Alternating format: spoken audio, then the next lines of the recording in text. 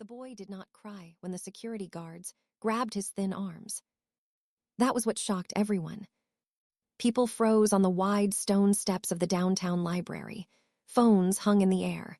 A woman gasped. A man whispered, "Is that the billionaire?" Because a black luxury car had just stopped at the curb, and the man who stepped out wore a tailored suit that cost more than most people's rent. The millionaire stood still, watching. On the ground, a small cardboard mat lay open. Chalk words were written neatly across it. "Reading is freedom." Beside the mat sat a little girl with braided hair and oversized slippers.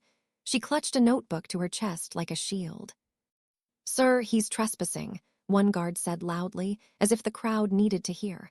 "We warned him already." The boy looked up. He was maybe 14. His shirt was too big, his shoes too broken. Yet his eyes were steady, calm. He gently moved his sister behind him, placing one hand over her notebook. "I wasn't begging," the boy said. His voice did not shake. "I was teaching her." The millionaire's jaw tightened. "What were you teaching?" he asked. The guard frowned. "Sir, this isn't your concern." The millionaire ignored him. His eyes stayed on the chalk letters, on the worn notebook, on the girl's trembling hands. "Read it," the boy said, nodding toward the mat. "She just learned that word." The crowd leaned in. Before anyone could react, the millionaire raised his hand. "Let him go," he said. The guards hesitated.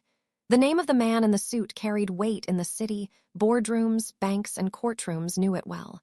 Slowly, reluctantly, they released the boy. The millionaire stepped closer, his polished shoes inches from the chalk words. Then he did something no one expected. He knelt. A hush fell over the steps. The boy's sister looked at him with wide eyes. The crowd held its breath. The cameras zoomed in. "Spell it for me," the millionaire said quietly, pointing to the word freedom. The girl opened her mouth, but before she could speak, a police siren wailed nearby, growing louder, closer. The guard stiffened. The boy pulled his sister back again. The millionaire stood up sharply. "Who called the police?" he demanded. No one answered. As flashing lights spilled across the steps and officers rushed toward them, the millionaire turned to the boy and said, in a low, urgent voice, "If they take you now, everything changes." The boy met his gaze. Everything already changed a long time ago. The police reached the steps. And that was when the boy's sister fainted. Hours earlier, the sun had barely risen over the city. The boy had been awake long before dawn, sitting under the bridge where the night never fully left. Cars passed overhead like distant thunder. He counted the breaths of his sister as she slept, counting the seconds of peace before the day began. Her name was Nia. She was 8. She dreamed out loud sometimes, whispering words she had heard but did not yet understand. The boy folded their thin blanket and packed their few things into a torn backpack. Inside were 2 notebooks, a stub of chalk, and a library card that no longer worked. "Wake up," he said softly. "School time." Nia rubbed her eyes. "The real school or our school?" "Our school," he answered, smiling. That was how it had been since their mother died and the house disappeared and the world decided to move on without them. Shelters were full. Promises were empty. But mornings still came, and the boy refused to let them come without purpose. They washed up at a public fountain. He fixed her hair carefully, like he had watched their mother do. Then they walked. The library steps were their classroom, the place where sunlight fell evenly and words felt possible.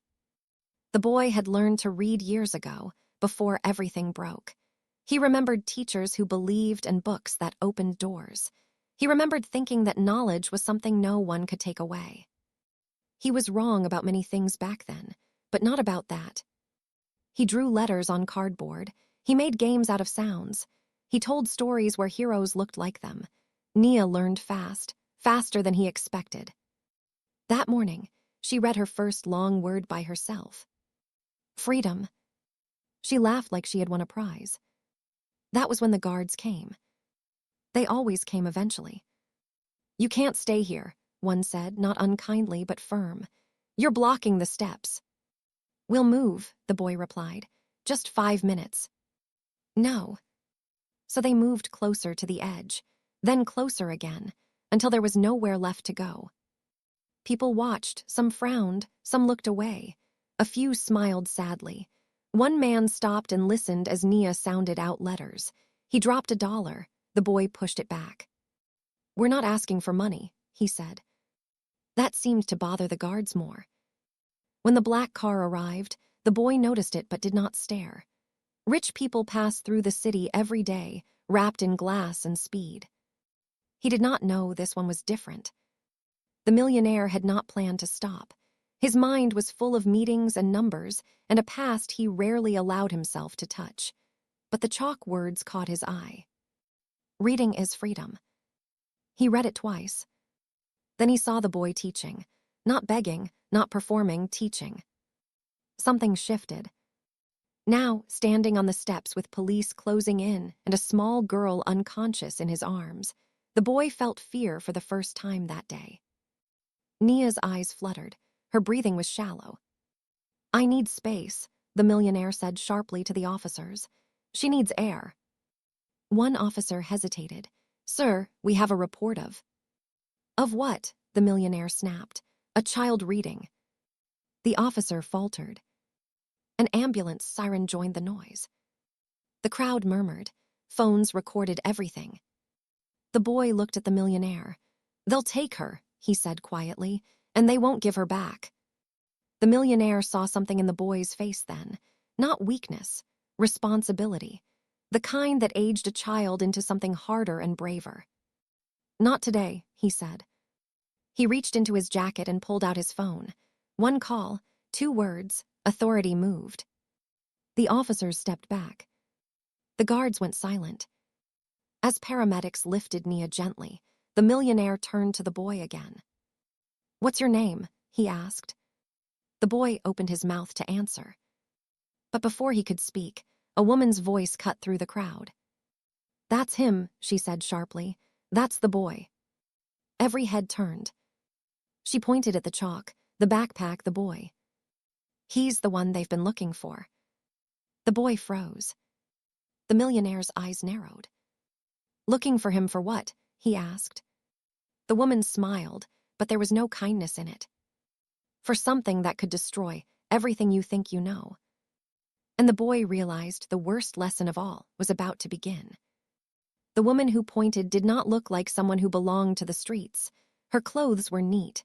Her hair was pulled back tightly. Her eyes were sharp, measuring, certain. The boy's body stiffened. He knew that look. It was the look of someone who believed they were right, and dangerous people often did. What are you talking about? The millionaire asked, stepping slightly in front of the boy without realizing he had done so. The woman crossed her arms. That boy is wanted by child services. He ran away with his sister. A wave of murmurs rolled through the crowd. That's not true, the boy said quickly. We didn't run, we were pushed out. The officers looked at each other. One reached for his radio.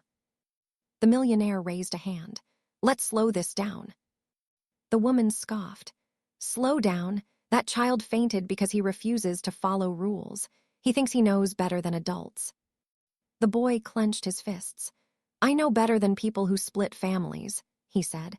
I know better than people who promise safety and deliver cages. Silence fell. The millionaire studied him carefully now. Not just his words, but the way he stood, protective, grounded, like someone who had learned the cost of trust. What happened to their parents? The millionaire asked. The woman hesitated, just for a moment. They were deemed unfit, she said. The boy's voice dropped. Our mother died. Our father disappeared. We asked for help. They offered separation. The paramedics returned, shaking their heads gently. She's stable, one said, but she needs rest, somewhere safe. The woman nodded sharply. She'll get that, in care. No, the boy said, one word, firm. The officer stepped forward. Son. I'll take responsibility, the millionaire said suddenly. Every head snapped toward him. What? The woman barked. I said I'll take responsibility, he repeated. Temporary guardianship. I'll make the calls." The woman laughed. "You can't just pick up homeless children like charity projects." The millionaire's voice hardened. "I don't pick up projects. I invest in futures." The officer hesitated again. Names were exchanged quietly. Power moved invisibly but clearly. The woman's smile faded. "This isn't over," she warned the boy. "People like you always slip." She turned and walked away, heels clicking sharply against the stone. The boy exhaled slowly, like he had been holding his breath for years. Nia was placed gently into the back of the ambulance. The boy climbed in beside her, eyes never leaving her face. The millionaire followed. Inside the ambulance, the noise of the city softened. The boy sat rigid, hands folded tightly in his lap. "You teach her every day?" the millionaire asked. "Yes." "Why?" The boy looked up, confused by the question. "Because she deserves to know more than survival." The millionaire nodded once. Something deep in his chest stirred, an old memory he had buried under success and silence.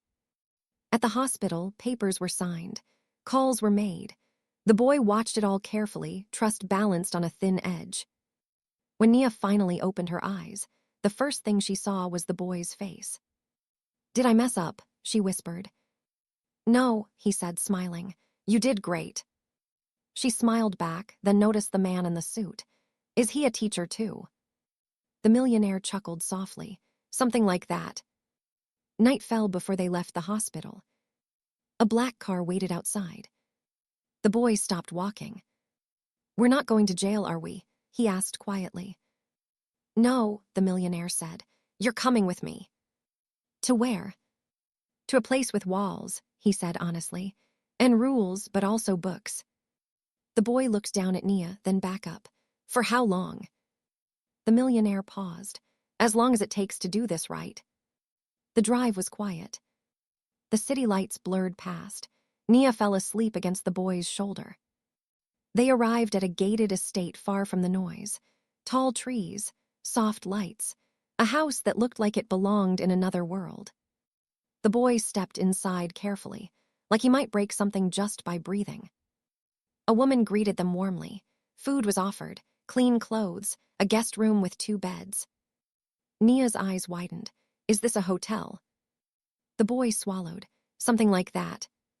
That night, after Nia fell asleep, the boy stood by the window, staring out at a life he did not trust yet. The millionaire knocked softly on the door. "I didn't catch your name earlier," he said. The boy hesitated, then spoke it. The millionaire repeated it quietly, as if testing the sound. "You're smart," he said, "and stubborn." The boy said nothing. "There are people who will try to take advantage of that," the millionaire continued, "including the woman today." "I know," the boy replied. "She doesn't care about us. She cares about being right." The millionaire nodded. "And there's something else." He took out a thin folder and placed it on the table. "I had my assistant look into your case," he said. "There's a reason they're looking for you so hard." The boy's chest tightened. "What reason?" The millionaire met his eyes. "Because your sister isn't just gifted," he said. "She's exceptional, and there are people who want control over that." The boy's blood ran cold. "What kind of people?" he asked. The millionaire leaned closer. "The kind who hide behind systems," he said, "and don't like it when children learn too much." The boy looked toward the bed where Nia slept peacefully. "I won't let them take her," he said.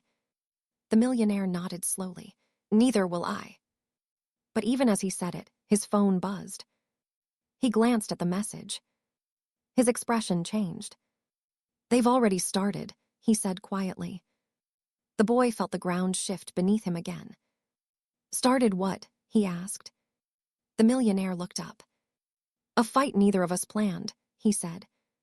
And somewhere in the dark, a plan was already unfolding. If this story has pulled you in so far, this is a good moment to support the channel by subscribing and liking the video so you don't miss what comes next. Also, tell us in the comments where you are watching from right now. And one question before the next chapter begins. If you were the millionaire, would you really take these children in, knowing powerful people were already watching. Share your thoughts below. The house did not sleep. Even in the quietest hours, it breathed, soft lights glowing in distant hallways, security cameras blinking like watchful eyes, the low hum of systems designed to keep danger out. For the boy, the silence was louder than traffic under the bridge. Silence meant listening. Silence meant waiting. He sat on the edge of the bed, shoes still on, backpack at his feet. Inside it were the notebooks, the chalk, and everything that proved who they were before the world tried to rename them. Nia slept deeply now, wrapped in clean sheets that smelled like soap and something else he could not name. Comfort made him uneasy. Comfort was temporary. Downstairs, the millionaire stood in his study, staring at the message on his phone again. They've flagged the girl's assessment records. Someone from the state called the board. He locked the phone and leaned back in his chair. He had built companies from nothing. He had fought hostile takeovers and won. But this felt different. This felt personal. A soft knock came at the door. "Come in," he said. The boy stepped inside. "You don't sleep much," the millionaire observed. "I sleep when she's safe," the boy replied. The millionaire nodded. Then we're the same. He gestured to a chair. The boy remained standing. "You don't trust me," the millionaire said, not as an accusation. "I trust what I see," the boy replied, "and I don't see enough yet." "Fair," the millionaire thought. "I grew up not far from where you were teaching today," he said. "Different time, same city, same rules." The boy's eyes flickered with interest, but he stayed silent. "I had a mother who worked 3 jobs and still believed books could save us," the millionaire continued. "When she died, people tried to decide who I should become." "And?" the boy asked. "And I decided first," the millionaire said. "That's why I noticed you." The boy shifted his weight. "Then why are they after us?" The millionaire slid the folder across the desk. Inside were reports, evaluations, words like cognitive acceleration and exceptional processing.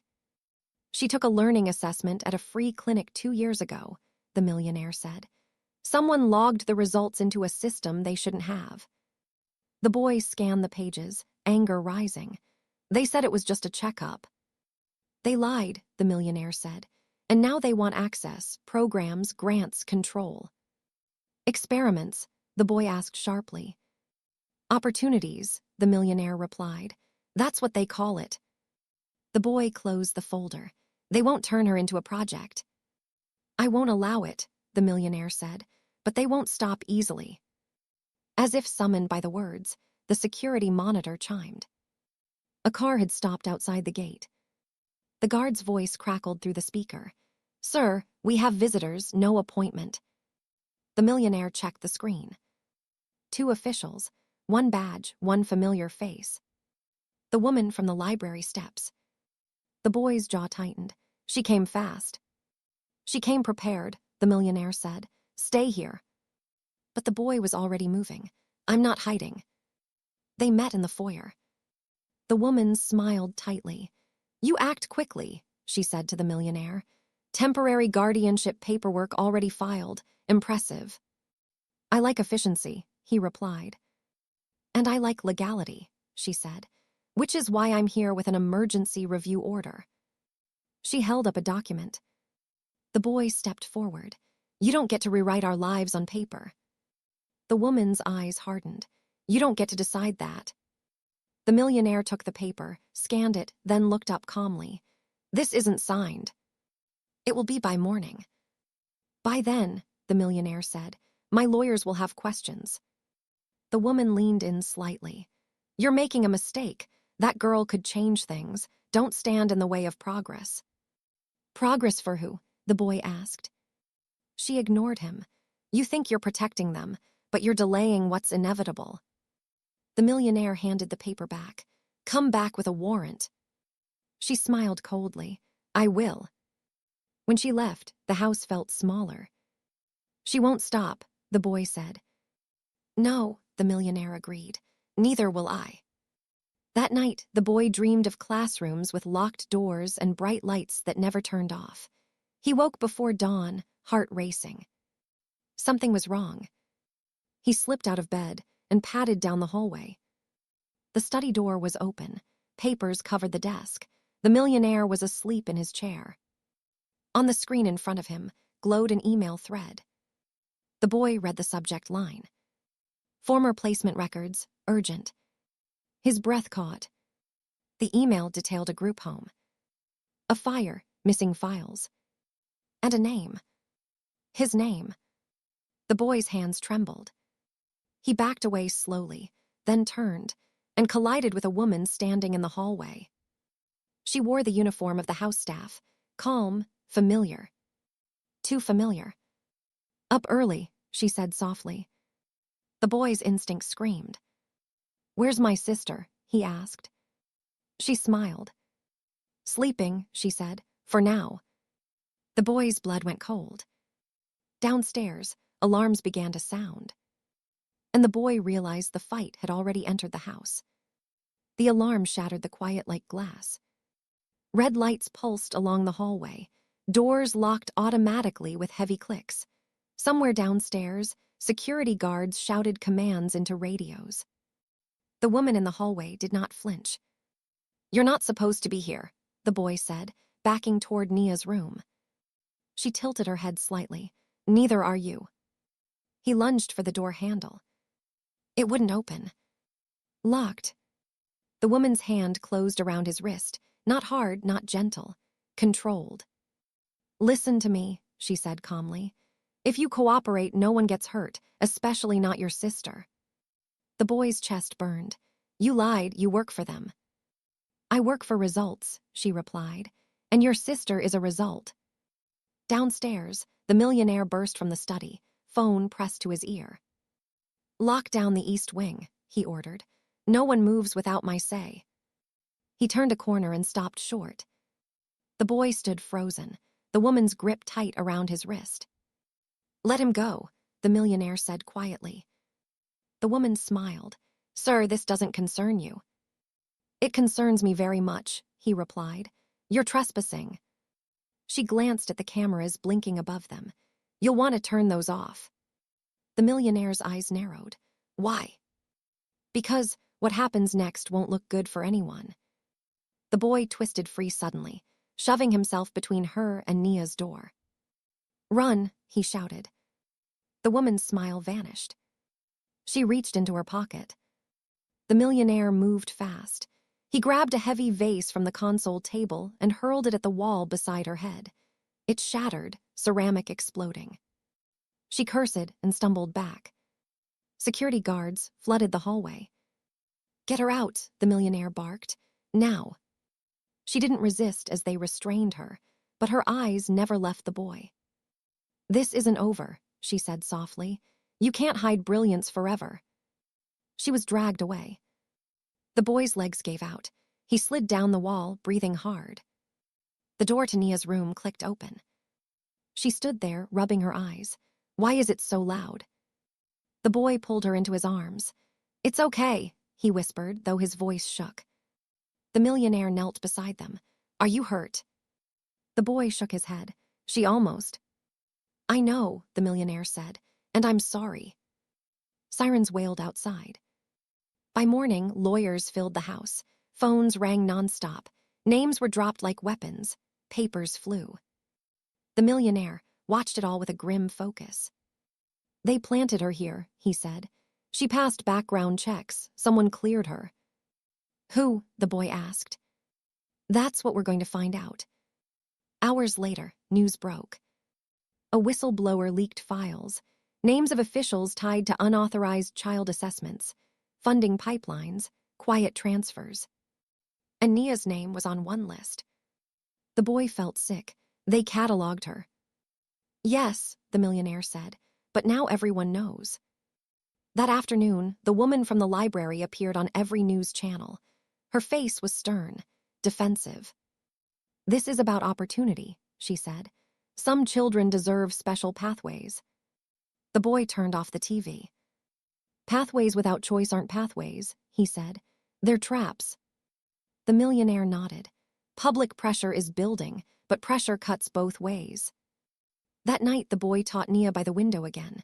Chalk on cardboard, letters soft in the lamplight.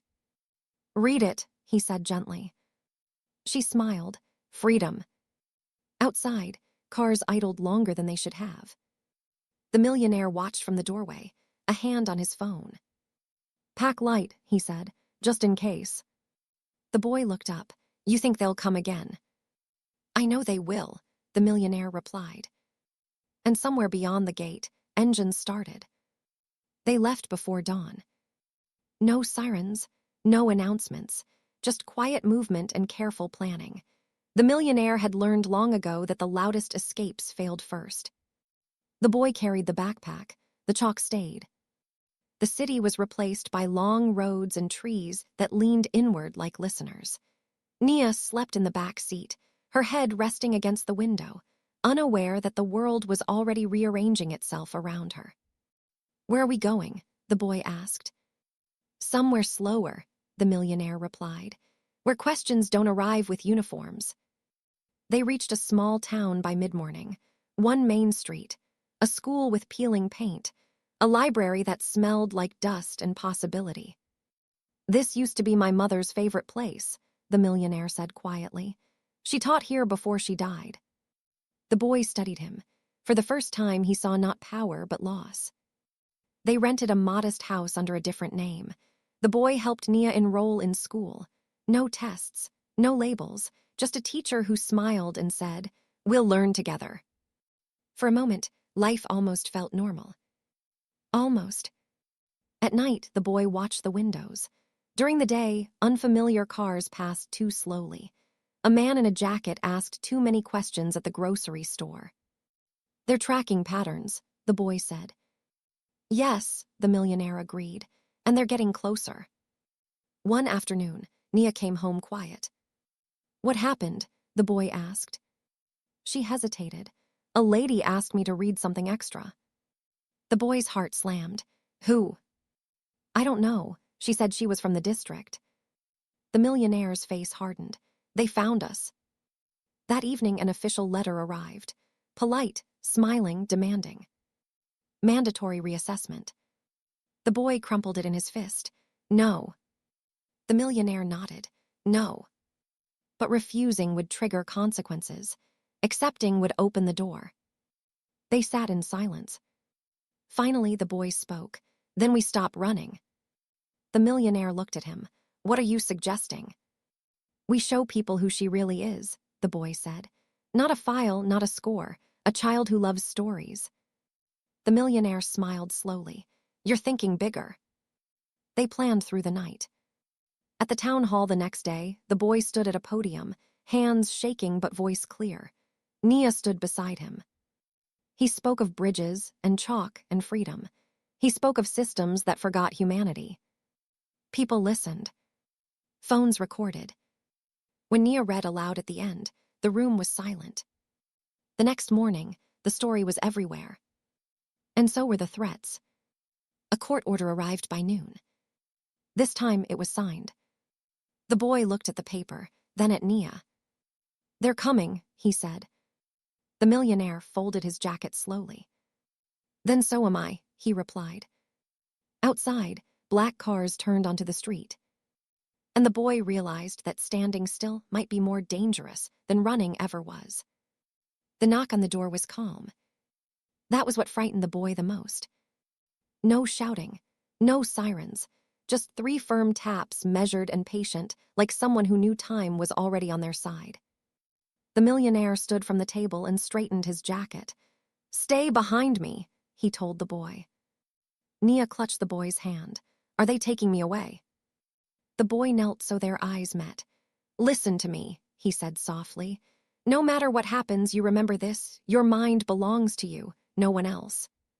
She nodded, trying to be brave. The door opened. 2 officials stood outside. One man, one woman.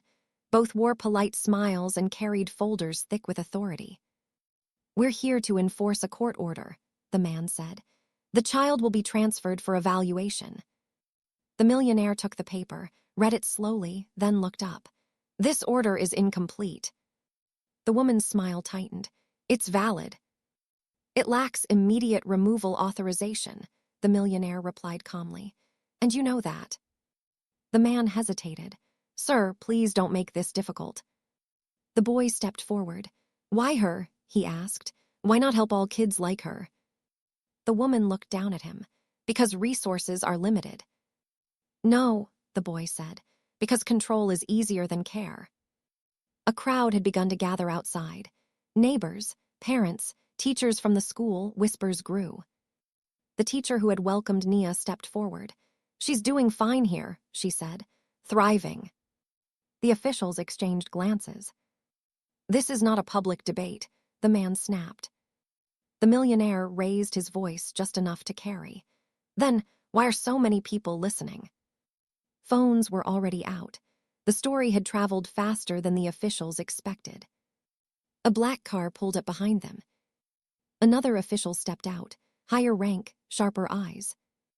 We're done here, she said coldly. Take the child. The boy moved instantly, standing in front of Nia. You'll have to go through me, he said. For a second, everything froze. Then the unexpected happened. Nia stepped forward.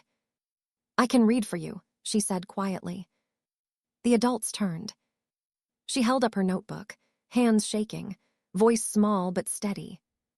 You can test me if you want, she said, but I don't belong to you. Silence fell like a held breath. The higher official's face hardened. This is manipulation. No, the teacher said sharply. This is a child speaking. The crowd murmured in agreement. The millionaire saw the moment. He seized it. You want transparency, he said loudly. Then let's do this openly, right here, right now. Cameras zoomed in. The official hesitated. Refusing now would look like fear. Fine, she snapped. 1 minute. Nia opened her notebook and began to read. Not fast, not slow, clearly, confidently. She read a story about a bird who learned that the sky was wider than cages. Some people wiped their eyes. When she finished, no one spoke. The official turned away sharply. This isn't over, she said. We'll return with full authorization. They left. The crowd erupted, not in cheers but in something deeper. Resolve. That night, news outlets replayed the footage again and again. A homeless boy teaching his sister. A millionaire standing with them. A child refusing to be owned. The pressure exploded. Donations poured in. Messages arrived from teachers, lawyers, parents. And threats came too. The millionaire stared at his phone. They're escalating.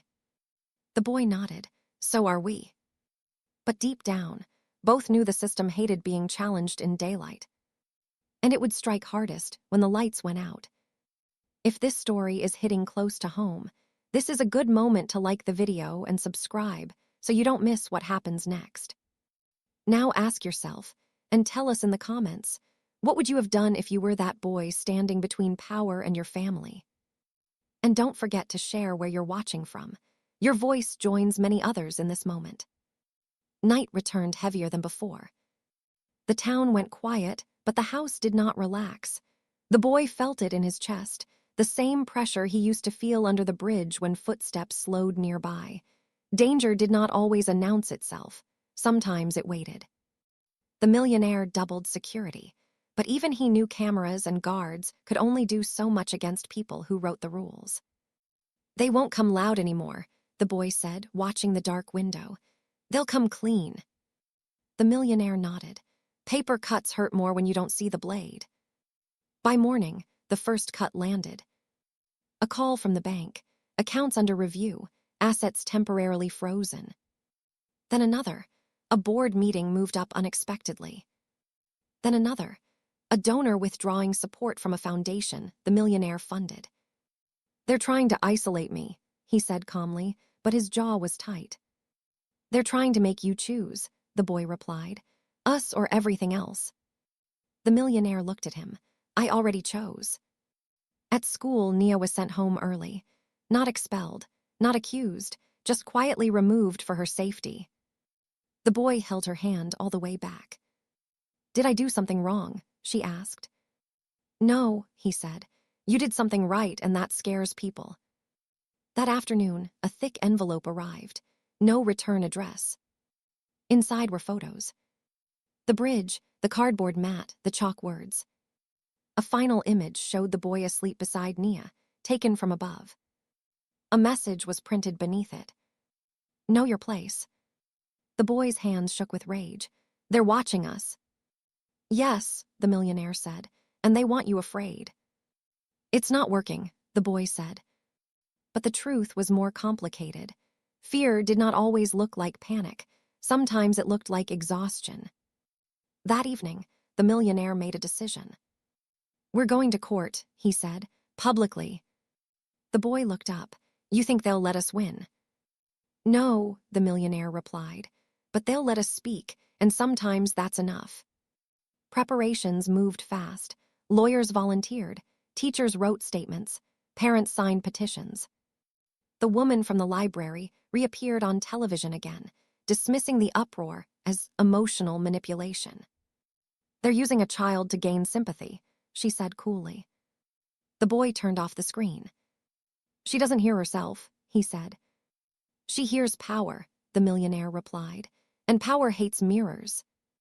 The night before the hearing, the boy sat with Nia on the floor, reading quietly. "Will I have to talk tomorrow?" she asked. "Only if you want to," he said. She thought for a moment. "I want to." He smiled sadly. "I figured."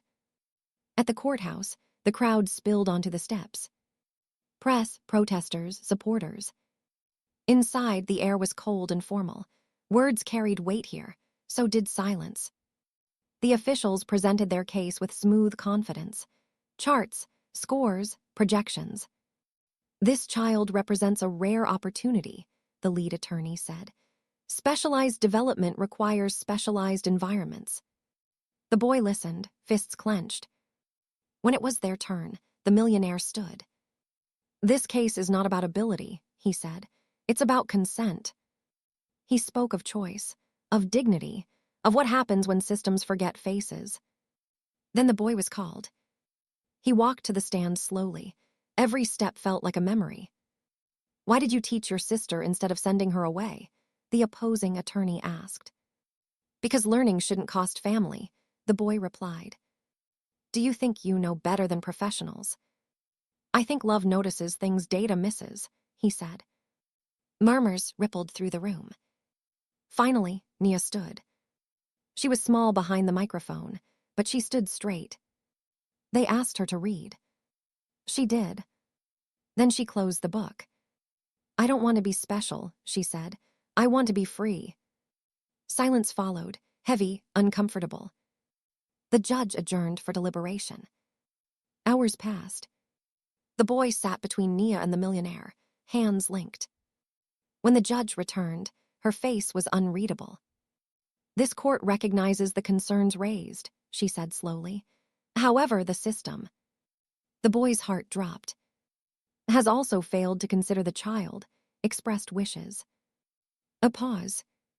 "Temporary custody will remain unchanged pending full review." Gasps filled the room. The boy exhaled for the first time in days. But the judge raised a finger. "This is not a victory," she warned. "It is time." Outside, cameras flashed. The woman from the library slipped away quietly, her face dark. That night, the millionaire stood alone on the porch. "They won't forgive this," he said. The boy joined him. "I don't need them to." The millionaire looked at him. "Neither do I." But far away, a different meeting was happening. No cameras, no records. And a voice said calmly, "If the system fails, we use other means." The boardroom lights dimmed. And the real test drew closer. The days after the hearing felt unreal. People smiled more. Strangers waved. Teachers nodded with quiet respect. For the first time in a long while, the boy allowed himself to imagine something steady, mornings that repeated, nights without fear, a future that did not need hiding. That was when the system changed its face. No officials came, no letters arrived, no cameras hovered. Instead, things simply stopped working. The school called to say funding had been paused. The town library closed for unexpected renovations. The teacher who defended Nia was transferred without notice. "It's punishment," the boy said. "Just quieter." "Yes," the millionaire replied. "They're starving the ground around us." Then came the worst call of all. Nia collapsed during reading time. Not dramatically, not loudly, just a slow slide to the floor, eyes unfocused, breath shallow. The hospital lights were harsh. Doctors spoke carefully. "Extreme stress can manifest physically," one said, "especially in children." The boy sat frozen beside the bed. Guilt pressed on him like a weight. "This is my fault," he whispered. "I pushed too hard." The millionaire placed a hand on his shoulder. "No," they pushed back. When Nia woke, she smiled faintly. "Did I read okay today?" The boy laughed softly, tears slipping free. "You always do." That night, as Nia slept under observation, the millionaire made a call he had avoided. "I need access," he said into the phone. "Not influence, truth." The line was silent for a long moment. Then a voice replied, "Once you see it, you won't be able to unsee it." "I already can't," the millionaire said. Files were unlocked, records surfaced, old cases. Children labeled, relocated, absorbed into programs that promised greatness and delivered obedience. Some succeeded, many disappeared. The boy read every page. "They don't care if children break," he said hoarsely, "as long as the outcome looks good."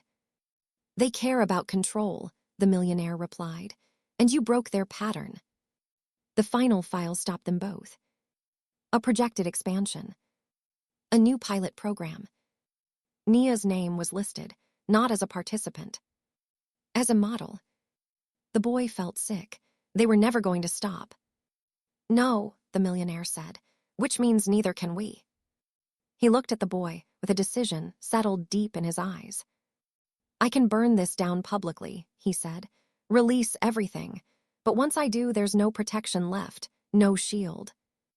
The boy looked through the glass at Nia sleeping.